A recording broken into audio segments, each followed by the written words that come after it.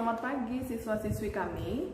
Saya Maria Meta Simanjuntak, saya seorang guru di sekolah swasta di Serdang Bedagai. Saya mahasiswa pasca sarjana di Universitas Negeri Medan. Saat ini saya akan menjelaskan mekanisme transfer membran melalui media ICT yang saya buat ini. Nah, setiap makhluk hidup tersusun oleh membran plasma. Membran plasma ini berfungsi untuk memisahkan sel dengan lingkungannya.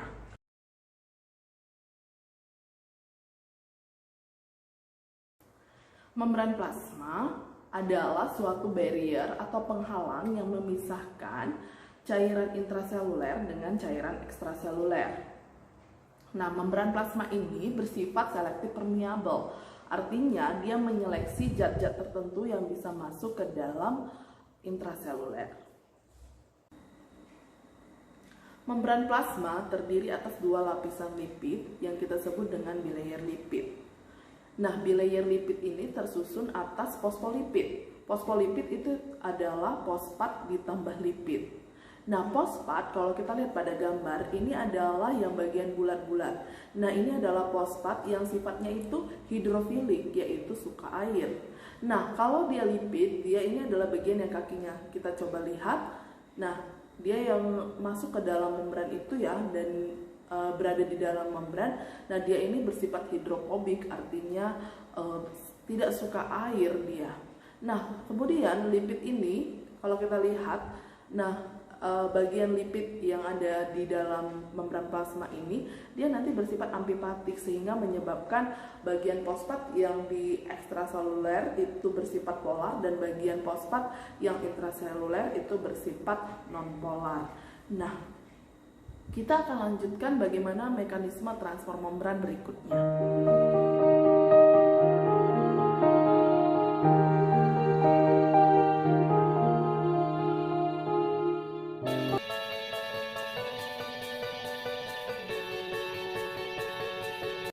Membran transport.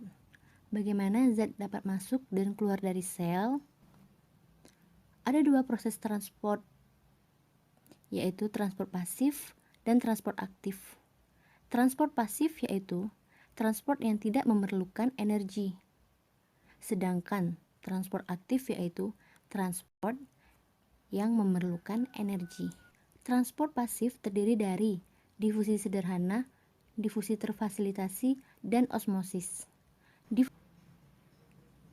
Difusi seluler adalah ketika difusi zat terlarut yang terjadi di seluruh membran plasma dari area konsentrasi tinggi ke area konsentrasi rendah. Ini tergantung pada konsentrasi zat di dalam cairan interstisial, di luar sel, dan sitosol di dalam sel. Ini dapat terjadi melalui difusi sederhana. Difusi sederhana terjadi dengan zat terlarut yang kecil dan nonpolar. Dengan menjadi nonpolar, mereka dapat bergerak di antara molekul fosfolipid yang terdapat daerah nonpolar. Beberapa bahan yang digunakan dalam difusi sederhana yaitu gas oksigen dan karbon dioksida, serta asam lemak kecil. Jadi jika ada konsentrasi molekul oksigen yang lebih tinggi di luar sel, mereka dapat bergerak ke bawah gradien konsentrasi, melintasi membran tanpa bantuan, dan ke dalam sel selama gradien konsentrasi ada. Dan jika ada konsentrasi molekul karbon dioksida yang lebih tinggi di dalam sel, mereka bisa bergerak melintasi membran tanpa bantuan, keluar dari sel ke dalam cairan interstisial. Jadi sekali lagi, difusi sederhana adalah ketika nonpolar melewati langsung melalui membran. Jenis difusi kedua yaitu difusi terfasilitasi. Ini berlaku untuk zat terlarut yang kecil dan terisi atau kutub. Karena zat terlarut ini bersifat polar, bilayer fosfolipid nonpolar akan menghalangi mereka untuk melewati membran dan masuk atau keluar dari sel dengan difusi sederhana. Namun, mereka dapat masuk dan keluar dari sel dengan bantuan protein melalui proses yang disebut difusi terfasilitasi. Ada dua jenis difusi terfasilitasi, yaitu saluran difusi mediasi dan difusi perantara pembawa. Perbedaan antara keduanya adalah jenis protein yang digunakan. Difusi menengah saluran adalah ketika sebuah ion yang merupakan partikel dengan jumlah total elektronnya tidak sama dengan jumlah total protonnya, memberikan muatan positif atau negatif, bergerak melintasi membran melalui saluran protein yang berisi air. Setiap saluran protein biasanya spesifik untuk satu jenis ion atau dua jenis saluran. Saluran bocor yang terus terbuka dan saluran yang dikunci yang hanya terbuka karena stimulus.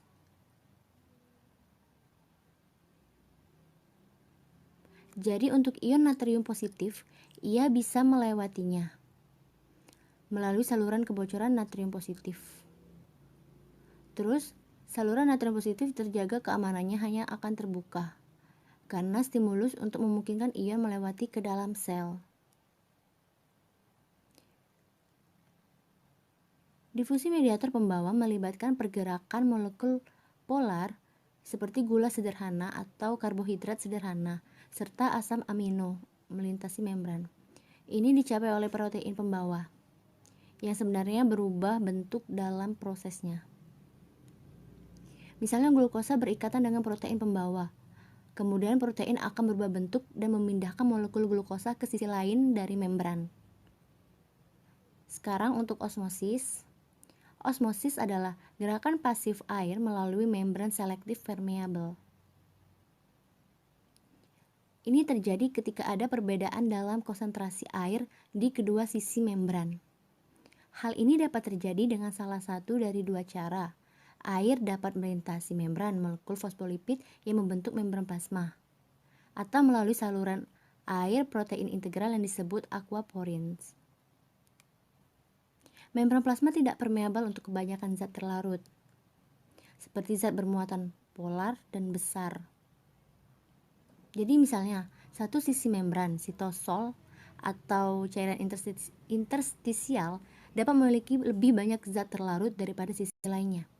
Katakanlah cairan interstisial memiliki 3% zat terlarut dan 97% air, dan sisi sitosol memiliki 1% zat terlarut dan 99% air.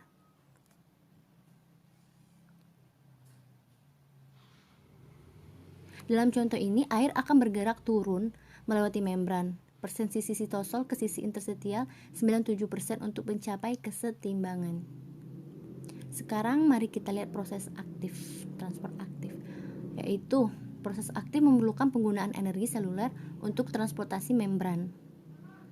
Ada dua jenis proses aktif, yaitu transport aktif dan transport vesikuler.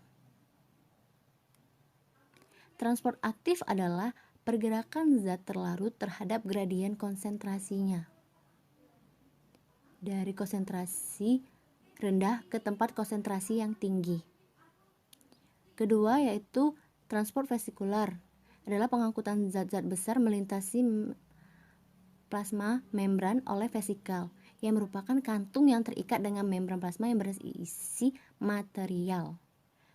Selanjutnya, transport aktif memiliki dua jenis, aktif primer transportasi dan transportasi aktif sekunder. Dalam pompa protein, saluran transportasi aktif primer yang disebut pompa ion akan memindahkan ion melintasi membran melawan gradien konsentrasi mereka. Mari kita lihat contohnya. Di sini kita memiliki K+ dan natrium plus dan pompa protein.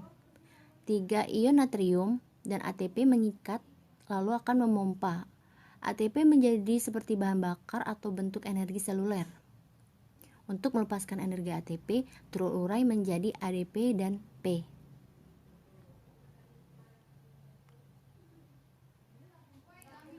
P akan berikatan dengan pompa dan pelepasan energi. Perubahan melepaskan ion natrium positif ke dalam cairan interstisial. Dua ion K positif berikatan dengan pompa P. diproduksi oleh ATP lalu dilepaskan ke sitosol. Protein transportasi atau pompa kembali ke bagian yang asli atau bentuk yang asli. Ion K+ positif ke sitosol dan pompa akan siap untuk melakukan tugasnya kembali.